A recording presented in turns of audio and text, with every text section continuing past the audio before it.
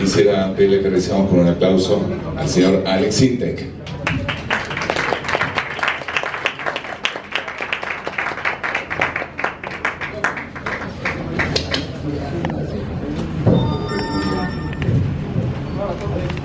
Hola. Voy a pararme para las fotos, chicos. En la moto. Alex, sáquate de venga, por favor. Foto, foto, foto. Por favor. A tu derecha, a tu izquierda, por favor.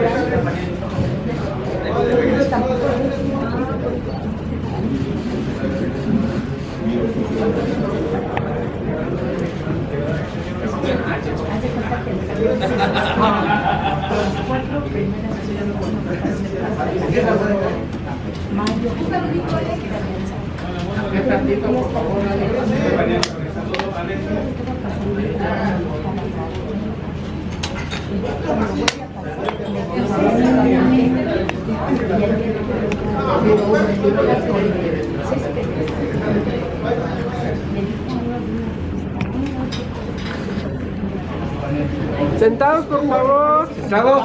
Sentados, por favor. Uy, no. Cámara.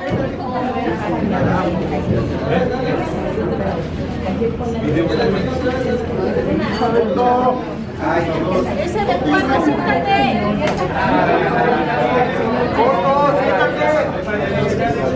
Sí, pues pero qué bueno que Los licuados, por favor. Es que me dijo que lo veo. Siéntate, por favor, usted toda la toma. pero dice que no, lo conoces. Pero te digo que sí que venir a la pasada. Te digo que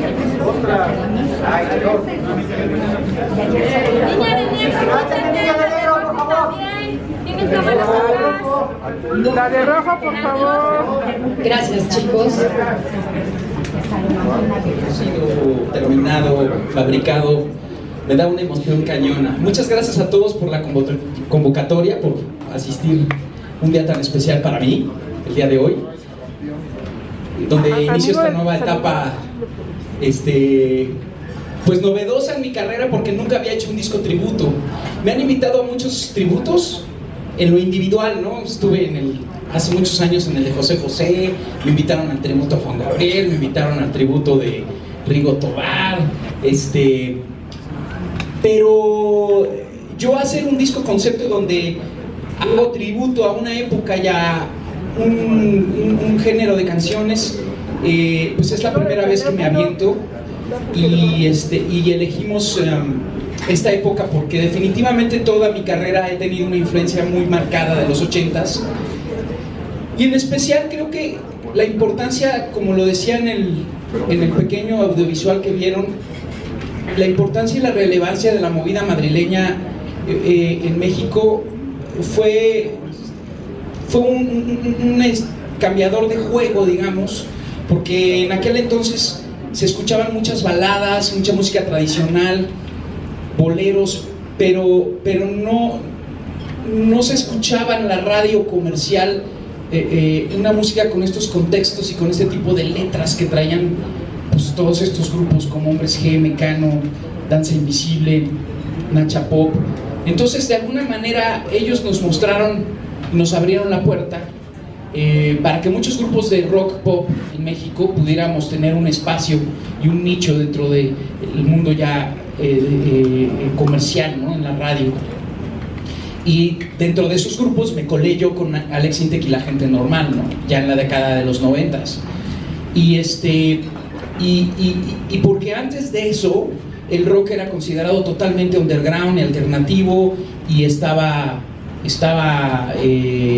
marginado, ¿no? Y entonces de pronto ya empezaron a venir grupos de los movimientos mexicanos como Rock en tu Idioma y todo ese tipo de movimientos, pero claro que la patada de kickoff la dieron tanto los rockeros españoles como los argentinos, ¿no? y es tan vasta la cantidad de material de música y de grupos interesantes que hubo tanto en un movimiento como en el otro, que yo decidí enfocarme en la movida madrileña, que para mí fue una influencia muy importante. También se me ocurrió la idea de invitar a los originales a cantar conmigo, por la emoción de tenerlos a un lado, por escuchar sus historias y porque le dieran el aval, ¿no? Porque obviamente cuando ellos graban conmigo estas canciones, automáticamente están aprobando la nueva versión, ¿no? Entonces eso le da un valor muy agregado al disco, lo cual me emociona aún más que compartamos esta segunda vuelta de estas canciones reversionadas por mí. Insisto, yo no le llamaría un disco de covers, se me hace un insulto decirles covers. Yo creo que los covers son los refritos que hacen, pues eso, los grupos de covers, los grupos que tocan en bodas.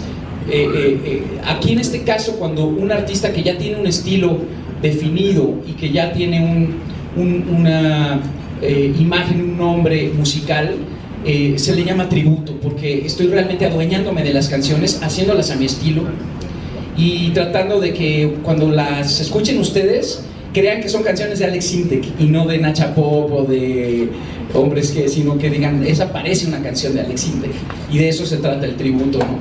Entonces, pues estoy muy emocionado. Es una época que a mí me encanta defender, desde la apariencia, desde el look. Nunca he dejado de ser ochentero. Ahora, digo, yo me inicié en el rock mexicano, yo estaba con Kenny y los Eléctricos, y nos emocionaba mucho tocar con grupos españoles cuando vino la Unión, cuando vino Mecano, o sea, estar cerca de ellos, aprender de ellos. Entonces, ahora retomo toda esta moda, ¿no? Y retomo mis raíces rockeras, sobre todo, ¿no? Para aprovechar el momento de este disco y sacar todas esas ganas que le traigo a la revancha del rock pop, que yo creo que de eso se trata este disco. Y pues muchas gracias, espero que deje mucho de qué hablar para bien el transatlántico. Obviamente así lo nombré porque se trata de puras canciones que llegaron de Madrid a México, de España. No sé si quieren, empezamos con preguntas. Ok, buenos días, bienvenido Alex, felicidades por lograr este sueño. Moisés Castañeda de Telefórmula.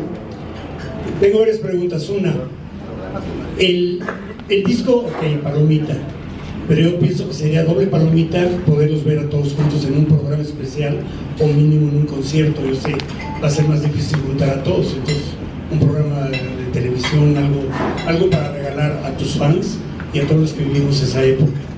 Y otra, ¿cómo le haces para hacer programas en National Geographic y en este libro? Felicidades. Gracias.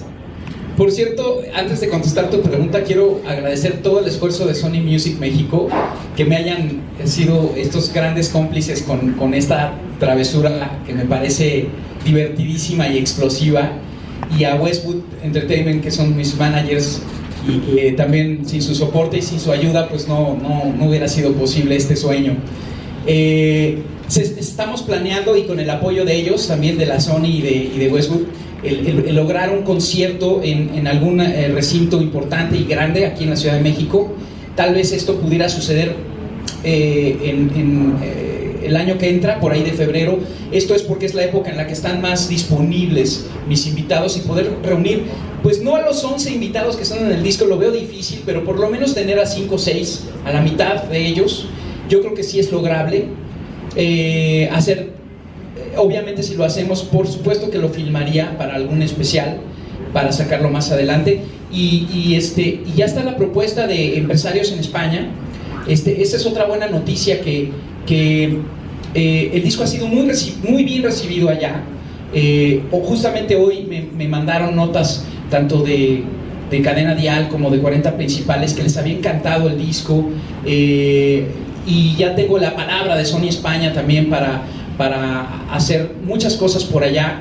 Yo la verdad es que siempre fue para mí un sueño guajiro el poder llevar mi música al otro lado del océano Atlántico, ¿no? Entonces el poder cruzara esa frontera, ¿no?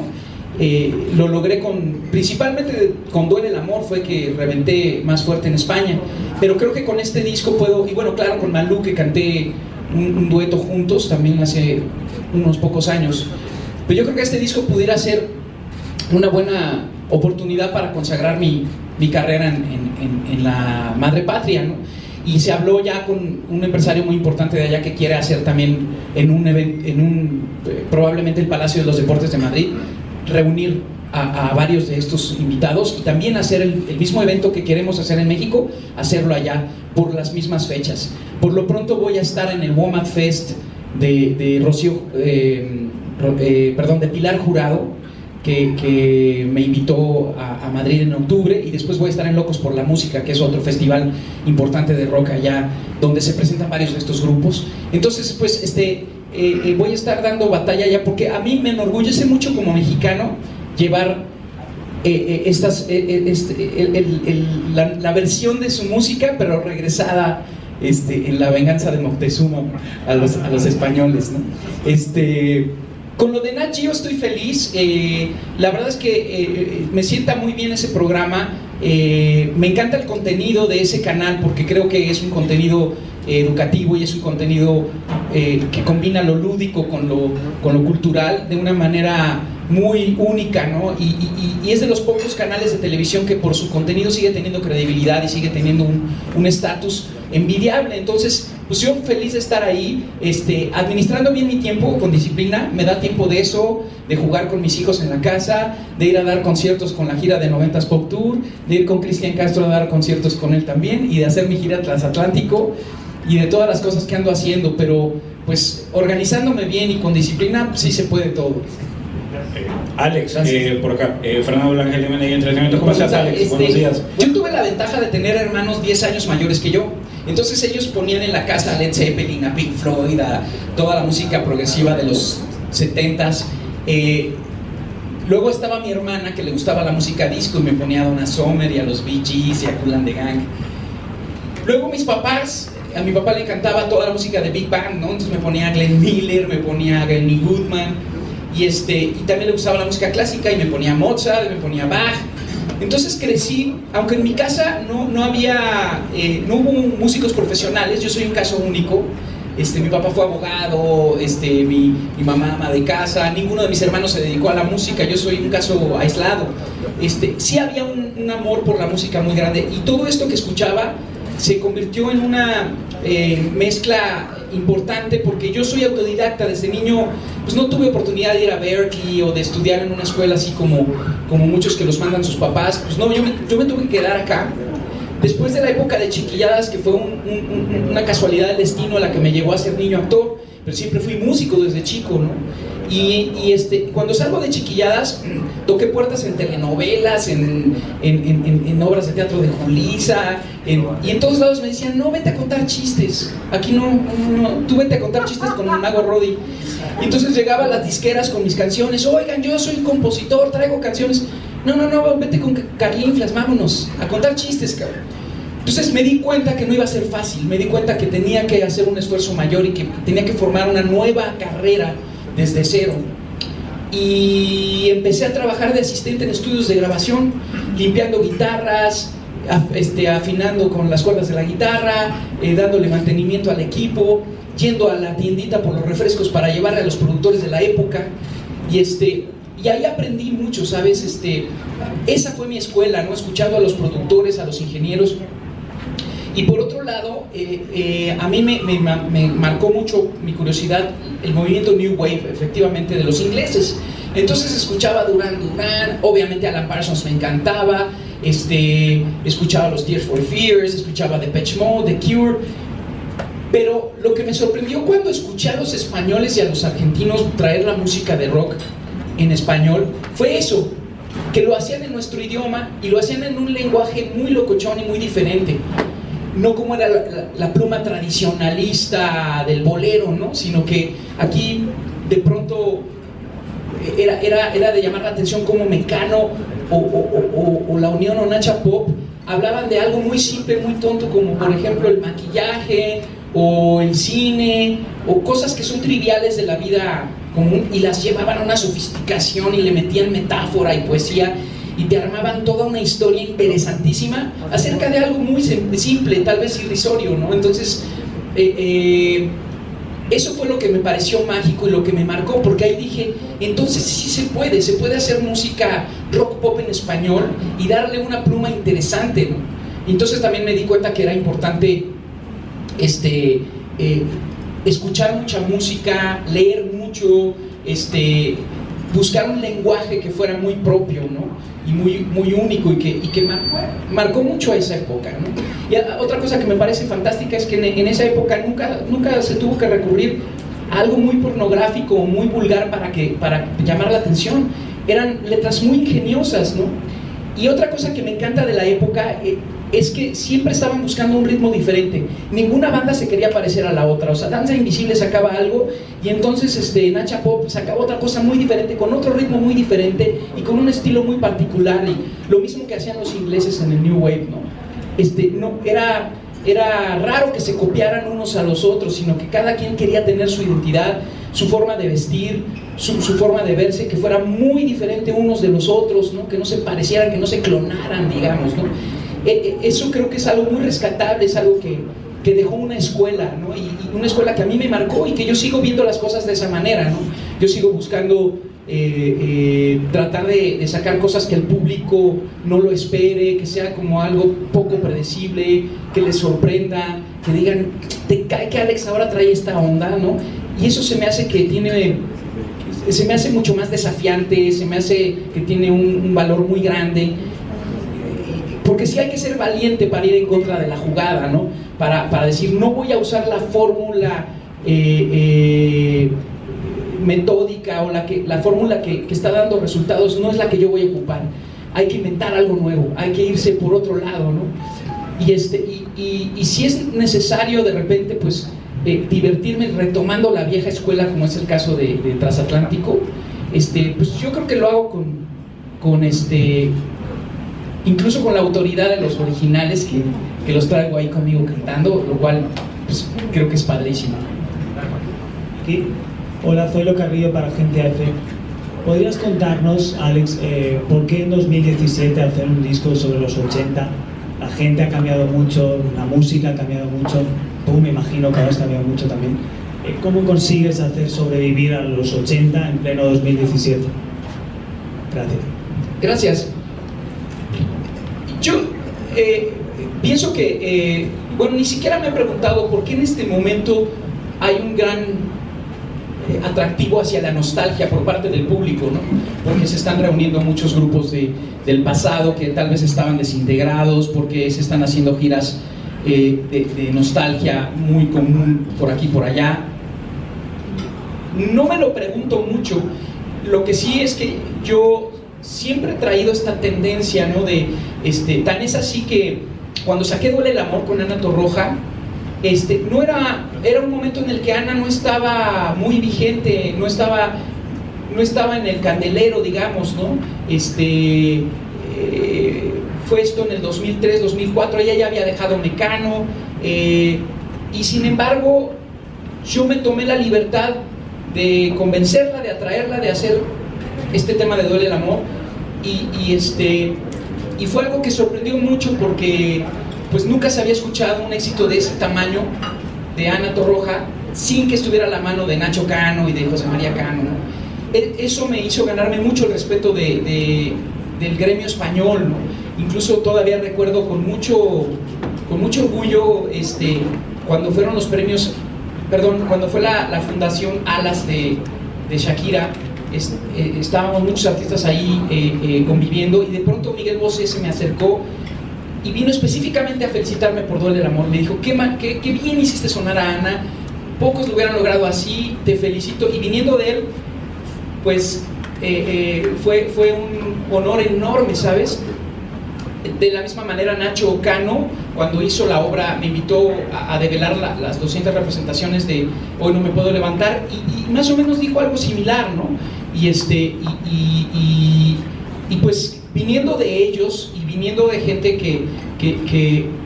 que lo ve externo a México, me ha dado la herramienta para ahora venir y hacer esto y pareciera que lo estoy haciendo porque es el momento de la nostalgia, pero no es realmente eso, ¿no?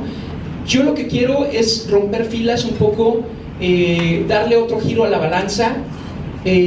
No creo que ahorita en el radio se esté escuchando algo similar como están enfocadas estas canciones. Por supuesto que les quise dar un sonido muy 2017, muy como lo que está haciendo Max Martin, ¿no? Y todas las producciones internacionales del pop, usando ese tipo de potencia, de energía, de fuerza en los arreglos musicales. Todo el disco lo produje con Armando Ávila, mi compadre, que es uno de los grandes productores en México, de los más destacados, y juntos en complicidad le fuimos dando sonido a todas las canciones, y mientras que las hacía, las compartía con cada uno de mis invitados, con los Benny Vidivici, con Nacho Vega de Nacha Pop, y ellos a veces me daban ideas y me decían, eso está muy bueno, ¿por qué no haces esto aquí o allá? Los dejé participar, ¿no? Y todo fue por internet, sin que los conociera en persona, muchos de ellos. Los vine a conocer cuando ya grabamos La Voz después, fui a Madrid, y cuando ya los pude tener ahí en el estudio conmigo, a cada uno, fue súper emocionante, ¿no? Me llevaron a comer ahí al mercadito de los mariscos en Madrid, y me platicaban historias de la época de la movida madrileña y de cómo andaban con sus instrumentos yendo a tocar, y al principio los abucheaban y los sacaban les aventaban de cosas, y no eran bien recibidos muy al principio, ¿no? Por raros, por diferentes, por lo que fuera, ¿no? Eran como los ponquetos de la época de Madrid, y de repente empezó a haber un atractivo y una explosión por ellos muy fuerte, ¿no? Que se convirtió en un súper éxito. Pero, insisto, aquí hay historia. Es por eso que les cuento esto. No es nada más hacer la canción por hacerla, es porque hay una historia detrás. Todo este movimiento de rock vino, pues, después de un tema político, pues, muy fuerte, ¿no? De todo lo que pasó en España, de la dictadura, de Franco, de todo esto, y de pronto los jóvenes empezaron a expresar su propio lenguaje, ¿no? De una manera increíble y muy auténtica, ¿no? Y por eso creo que sigue siendo vigente hasta la fecha, hasta el día de hoy, y lo retomo con el más sincero deseo de darle a conocer, no tanto a los de mi generación que ya conocen estas canciones, sino a los millennials y a la generación Z, ¿no? Que son todos los chicos nuevos. Yo escucho a mis hijos ahora en la casa porque les he puesto el disco. Mi hijo tiene 8 años de edad y mi hija tiene 11 años, y están no, nena, tú te equivocas, yo no te conocí en la playa, y yo no me llamo Javier, y la cantan completita, ¿no? Y me muero de la risa, pero les fascinan las rolas, ¿no? Y has sido tú, ¿qué crees que no te he visto? Y me da mucha emoción como papá, que yo fui un chico que disfruté mucho de estas canciones, y ahora los veo a ellos disfrutarlas como si no hubiera pasado el tiempo. Y ahí está la clave, son canciones atemporales. Yo creo que hoy día los que seguimos creando música tenemos que preguntarnos si lo que estamos haciendo dentro de 30, 40 años va a seguir vigente y va a seguir sonando, si todos vamos a seguir ese ritmito o esa melodía, si estamos dejando realmente un legado, y eso es importante. La verdad, yo estoy contento de que a pesar de que formo parte de este festival de los 90s, ¿no? Por ejemplo, que me invitaron los OV7. Soy un artista que sigo sacando música nueva, ¿no? Y música reciente. No tiene mucho que saqué tan cerquita, que es un tema nuevo con Cristian Castro. No tiene mucho que saqué un tema nuevo con Los Ángeles Azules y la película de Cantinflas. O sea, yo no he dejado de hacer música. A lo mejor no soy el artista novedad del momento, porque eso ya fue hace muchos años, ¿no? Cuando la gente normal. Pero sigo estando en el gusto de chicos, ¿no? O sea, me veo ahí que me invitan a festivales junto a Jesse Joy, junto a Rake y junto a grupos, o sea, a veces no falta que cante ahí con los Lemongrass, ¿no? Y entonces me pongo feliz porque me doy cuenta que le gusto a los niños, y ese público que más me importa, mucho más que los críticos de la música, así muy sofisticados. Creo más en la palabra de un niño que con su transparencia y con su genuinidad me dicen lo que sienten y son directos. Y los niños, cuando no les gustas y te mandan a volar en un 2x3, ¿no? Aquí adelante. Felicidades por este disco. Dos Gracias. preguntas rápidamente. La primera es, hablabas de preparar algunos conciertos para este álbum. ¿Cómo te gustaría tu producción, un poco apegada a los 80?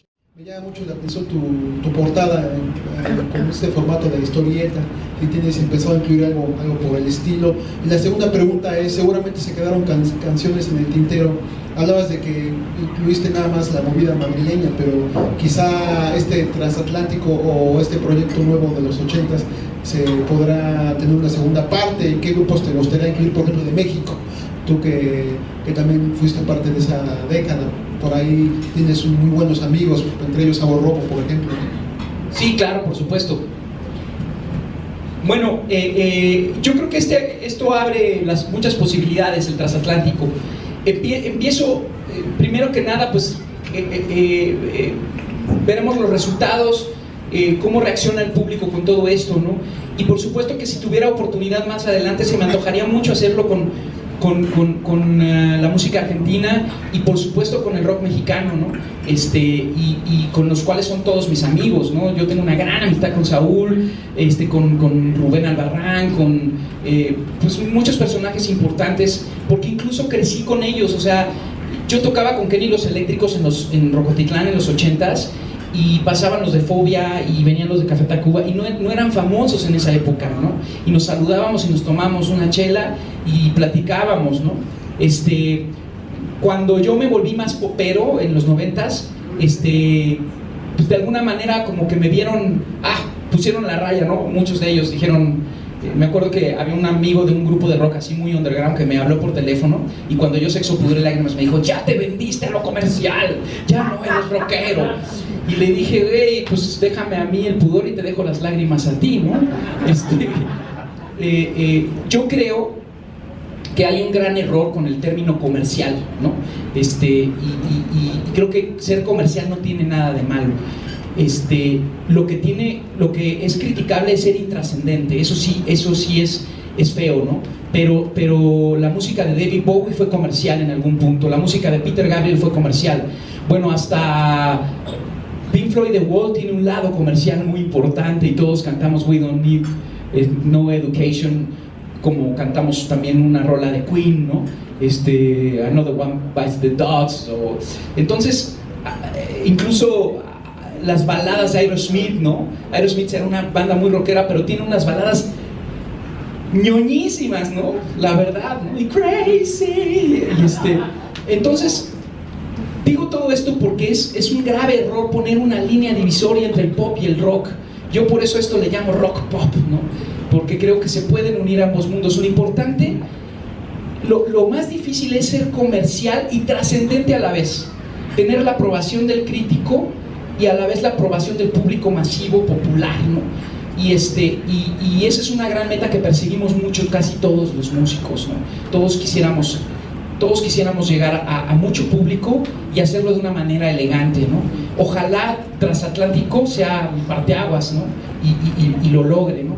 Y de ahí que puedan salir pues muchas otras cosas más. Con respecto al show, por supuesto estoy montando un show espectacular donde quiero incluir gran parte de estas canciones, por lo menos unas 10-11 canciones del disco, y incluir también algunos hits míos, porque creo que la gente va a estar esperando que de pronto les cante Sexo, Pudor y Lágrimas o les cante Tú Necesitas, pero sí voy a enfocar mucho la gira del Transatlántico a este show. El arte del disco que decías está muy inspirado en los 80s en los aerógrafos que se hacían en la época, ¿no? Este dibujo se le llama aerógrafo, y todo el arte interior del disco está hecho de esa manera. Es una técnica que se usaba mucho en esa época.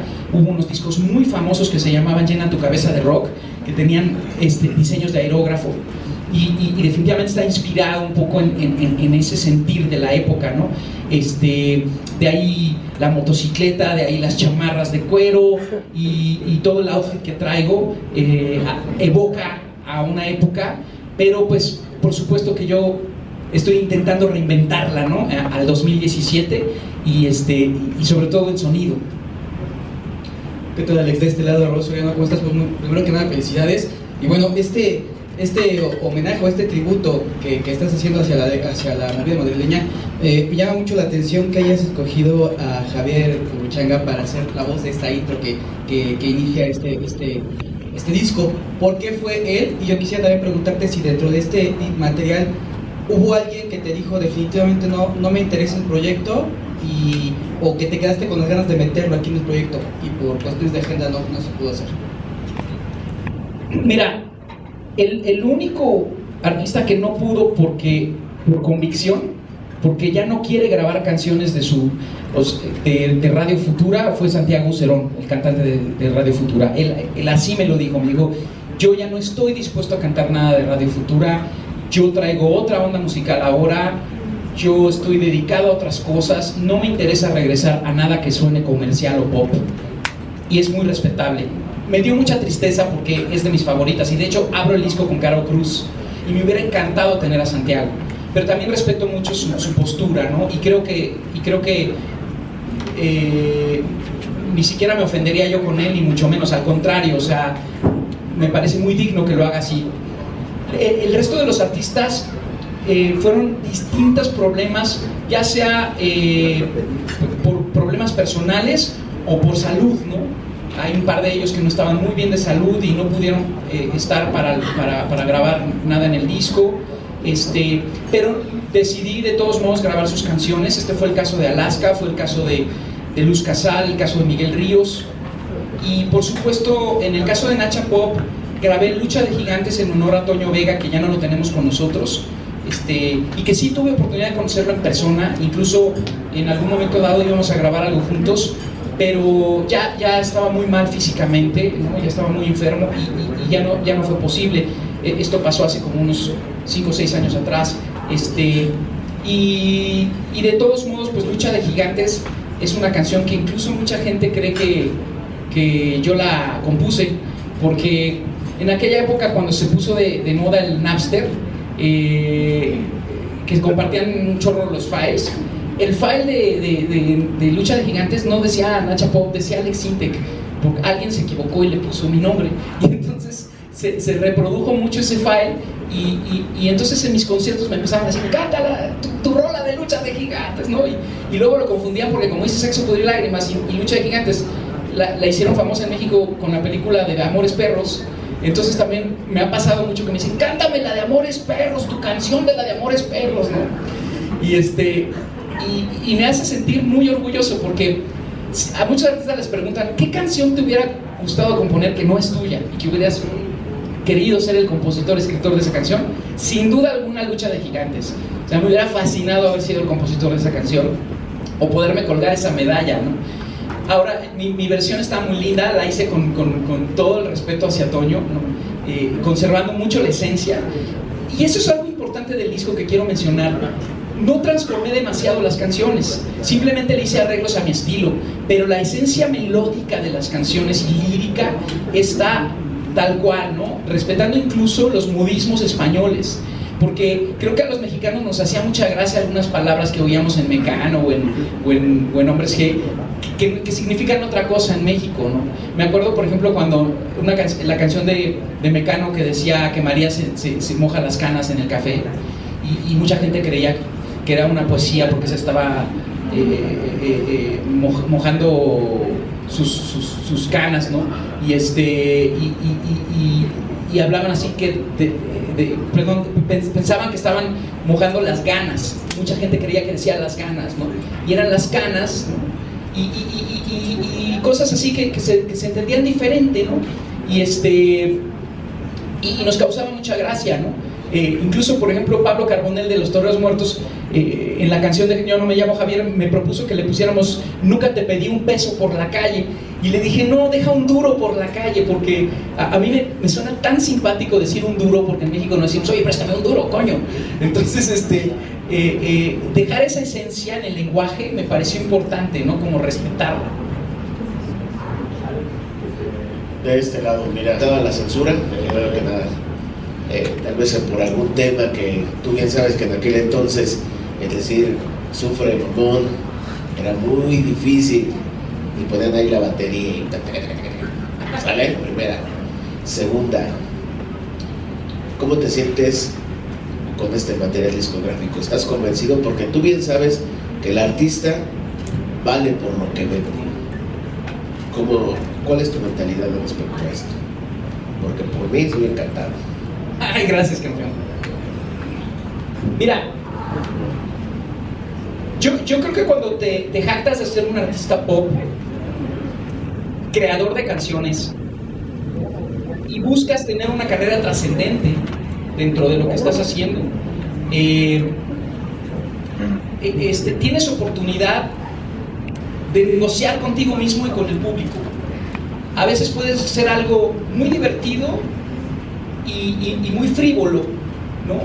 Para mandar un mensaje muy alegre a la gente, ¿no? Como lo hice con De Noche en la Ciudad, o con Loca, o con Lindas Criaturitas. Y de repente hay oportunidad de hacer canciones muy entrañables y que te llegan y que te sacan las tripas, ¿no? Como lo hice con Sexo, Pudor y Lágrimas, ¿no? Que además ahí tuve oportunidad de hacer el score de la película y levantarme el cuello ahí con mis cuates. Miren, yo hice la sinfónica ahí con Ernesto Anaya pero el punto ahí es tu vocación de músico, ¿no? Esa es la que al final te salva, hagas lo que hagas. Y la verdad que cuando amas la música, si te invitan a bailar un tango le echas todas las ganas, y si te invitan a bailar una de mariachi pues le echas todas las ganas, ¿no? Me he dado el lujo y la verdad el privilegio de echar una cumbia con Los Ángeles Azules y hacerlo sin temor al ridículo, ¿no? Y echándole todas las ganas. Ahora va a salir un disco homenaje a los Babies, que son mis paisanos además, porque yo soy yucateco, y me eché una baladota de esas baladas románticas de los Babies de los 70s, y me sorprendí de cómo me salió, o sea, me salió otra voz, se me oye una voz como en la canción de Cantinflas, que canto como más crooner, ¿no? Mucho más, pues de repente al estilo de Manolo Muñoz y de Marco Antonio Muñiz, ¿no? Y no pasa nada, ¿no? Eso no le resta a mi lado rockero, ¿no? Y en este caso, pues, lo que hablabas de la censura, pasaba algo curioso en los 80s. Si eras mexicano y metías alguna mala palabra, pues pregúntale a Alex Lora y al Tri, ¿no? ¿Cuántas veces los vetaron? Pero si eras español o argentino y decías una mala palabra, te la pasaba la radio, no tenía problema, porque como que decían, no, pues es que esto viene de otro lado, entonces pues no hay bronca, ¿no? No sé en base a qué juicio lo hacían, pero así lo hacían. Cuando saqué Sexo, Pudor y Lágrimas, hubo una cadena de radio que vetó la canción, que dijo que el sexo era una palabra altisonante que no se podía usar en la radio comercial, y le pusieron un pip a la hora que decía yo sexo, y la anunciaban como Amor, Pudor y Lágrimas. De esto ya mucha gente no lo recuerda, pero sucedió ahí en 1999.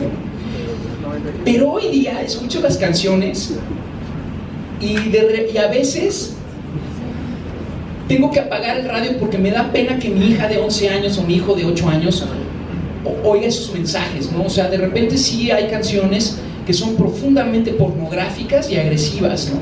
Y no tanto porque traigan una mala palabra, sino el mensaje sobre todo, ¿no? De ocupar a la mujer como un objeto sexual. A mí me parece que la misoginia pues no nos trae nada bueno a nadie, ¿no? Y por más que se haga una música divertida y que de fiesta y todo, yo de todos modos sigo pensando que yo no recurriría a ese tipo de lírica para poder hacer famosa una canción mía, ¿no? Y entonces vuelvo a lo mismo, ¿no? Lo que más me gusta es que, por ejemplo, oigo la poesía de Teo Cardalda en Es por ti con Cómplices y digo, ese es un valor enorme a una canción, ¿no? Porque es súper pop, es súper pegajosa, pero si tú lees la letra, lo podrías comparar con una poesía de Jaime Sabinés, ¿no? O sea, es preciosa la letra, es brutalmente poética, ¿no? Entonces, ojalá los chicos de las nuevas generaciones escuchen estas letras y también capturen influencia de ahí para empezar a escribir cosas con metáfora. Yo creo que ya toca el momento de empezar a buscar cosas más filosóficas dentro de la música pop. Ya hemos tocado fondo con el punto frívolo, digo yo, pienso yo, ¿no? Y sí hay que ser divertidos. Las Chicas Cocodrilo es una canción muy lúdica y muy frívola, pero tiene un sentido, ¿sabes? Tiene una inyección de una energía súper positiva, transparente, ingenua, que es muy bella, ¿sabes? Y si oigo a mis niños cantando "Has sido tú la que me dio el mordisco", me causa mucha gracia. Para nada le apago al radio o digo, ¿cómo mis hijos van a cantar esto? Hola, Maricruz González de Notimex. 2 preguntas. Leo entre líneas que lo urbano no es como lo tuyo. Me gustaría que nos compartieras ¿a qué crees que se deba el éxito de este estilo musical que está sonando en la radio a todo lo que da? Y por otro lado, me gustaría, en víspera del Día del Padre, que nos compartieras cómo definirías este privilegio de ser padre. ¿Cuál ha sido lo más difícil para enfrentar? Gracias. Gracias por tu pregunta. La verdad es que yo siento muy injusto que a veces me parafrasean y he visto titulares de algunos medios que dicen Alex Sintek critica el reggaetón y no le gusta lo urbano. No, y no va por ahí, ¿eh? O sea, yo jamás he hablado mal de ninguno de ellos y también considero que sería una negligencia de mi parte si hay una democracia en la que el público está pidiendo eso y eso es lo que quieren oír y eso es lo que quieren consumir a puños, pues yo no me puedo meter. Es más, pero tampoco eso me obliga a mí como artista a tener que grabar duetos con artistas urbanos o tener que recurrir al género. Yo no estoy en contra de ningún género musical y lo dije hace poquito en mis redes sociales. Subí un escrito donde simplemente hacía la reflexión diciendo: lo que estoy en contra es de que no haya diversidad. Cuando de pronto todos los ritmos son iguales y cuando de pronto todas las melodías y todas las voces se parecen unas entre sí y todas tienen el mismo efecto de robotito y todas dicen mami cada línea y cada verso, algo raro está pasando, hay un estancamiento. Y lo que a mí me preocupa es más como a nivel cultural, social, que evolucionemos y que nos abramos y que tengamos nuevamente un valor de diversificación de la música, ¿no? No importa que sea música pop, pero que haya diversidad y ojalá ese llamado pues se haga notar pronto, porque también yo creo que hay gente que quiere oír muchas otras cosas más que no sea un género en específico musical, ¿no? Entonces, pues por el bien común, yo algo que siempre hago el llamado es no para que le vaya bien a Alex Sintek, sino para que nos vaya bien a todos. Yo lo que deseo es el bien común a todos niveles, ¿no? En nuestra sociedad. Aquí enfrente. Lo del Día del Padre. ¿Cuál era la pregunta del Día del Padre? ¿Cómo lo vas a hacer? No sé qué sorpresa me tengan mis hijos, pero lo más seguro, lo que hacemos mucho es irnos con el abuelo, ¿no? De mis hijos y conmigo, y nos vamos a comer todos juntos en familia.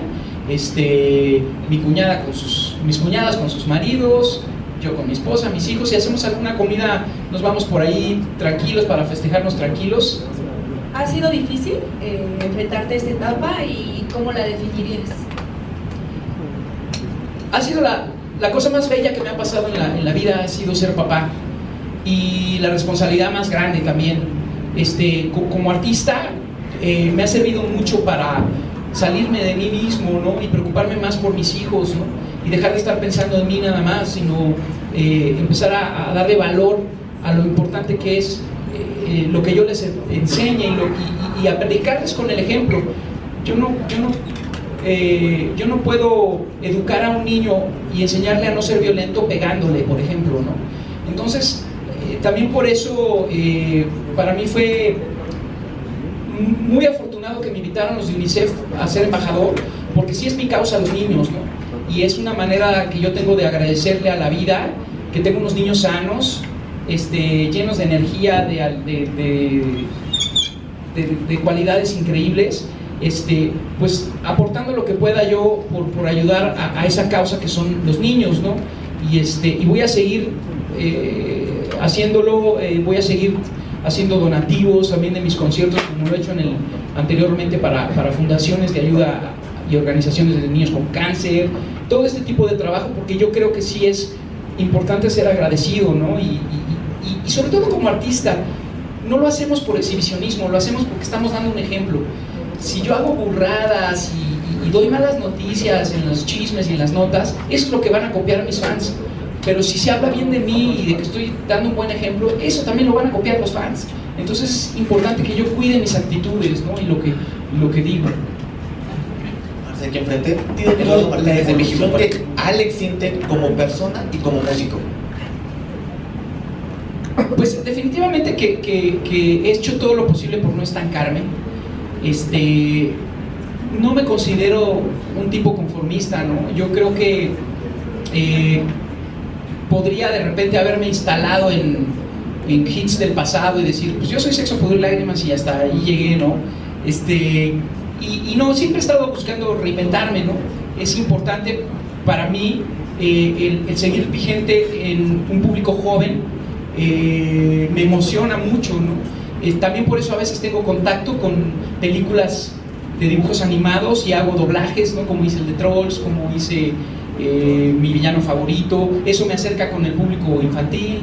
He hecho participaciones con Plaza Sésamo, en fin, o sea, siempre he querido ser un artista para todo público, ¿no? Creo que eso me da mucho más oportunidad de seguir vigente durante mucho tiempo.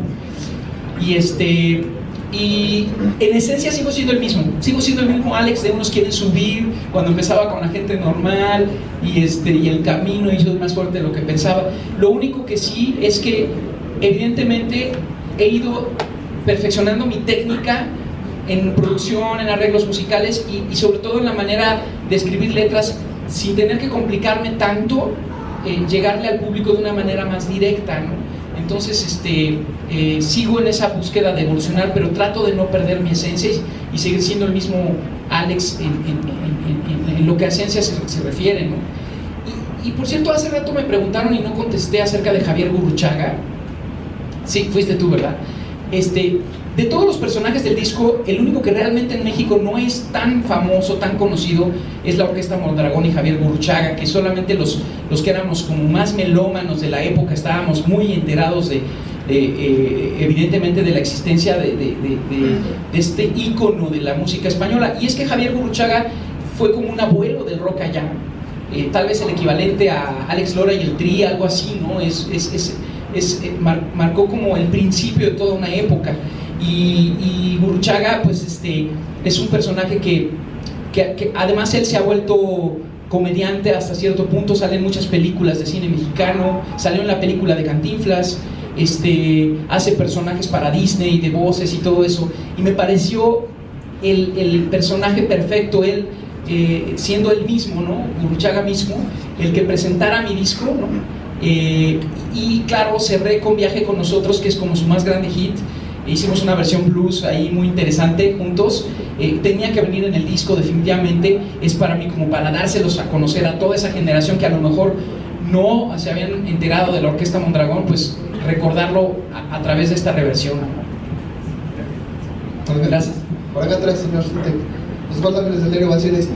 Mucho tiempo hemos platicado o hemos dicho que tú eras un artista incomprendido, en el sentido de que en la época en que saliste de La Gente Normal eras muy rockero para los poperos y muy popero para los rockeros.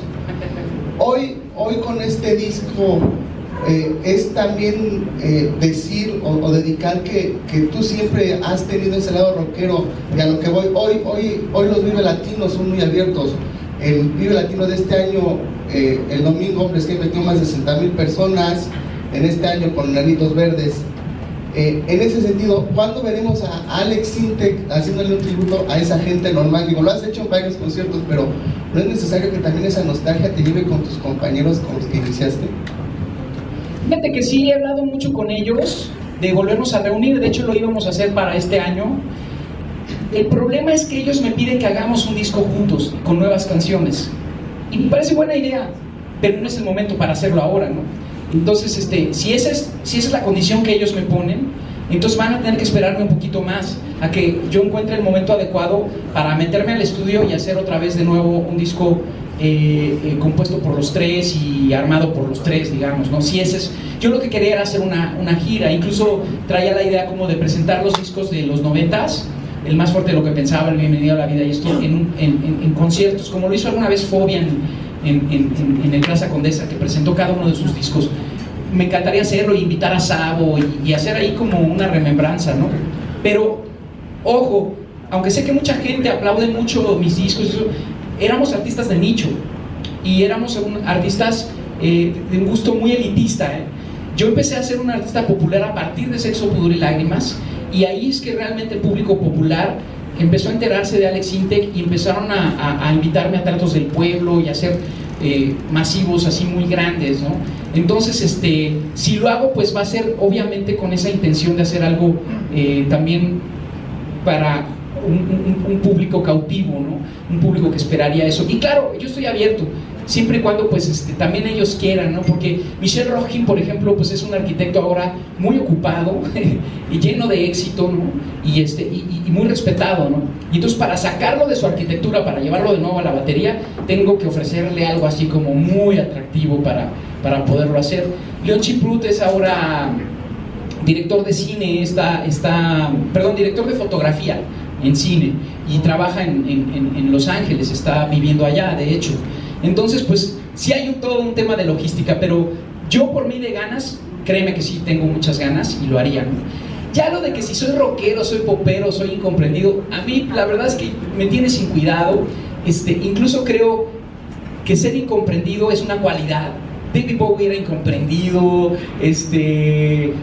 yo creo que muchos artistas han sido incomprendidos por ser raros, por ser diferentes, y eso es lo que le gusta al público realmente a veces, que seas difícil de leer, es algo que le gusta a mucho público, ¿no?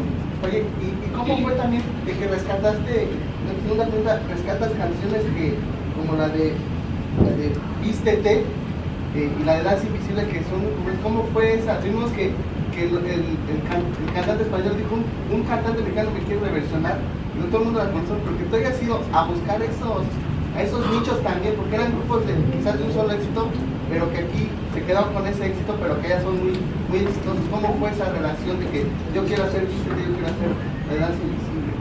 Sí, hay casos curiosos. Por ejemplo, Danza Invisible se conoció, aquí sonó muy fuerte, Sin Aliento, incluso lo tocaba Alejandro González Iñárritu en WFM en los 80s, tocaba ese tema una y otra vez y lo hizo muy popular.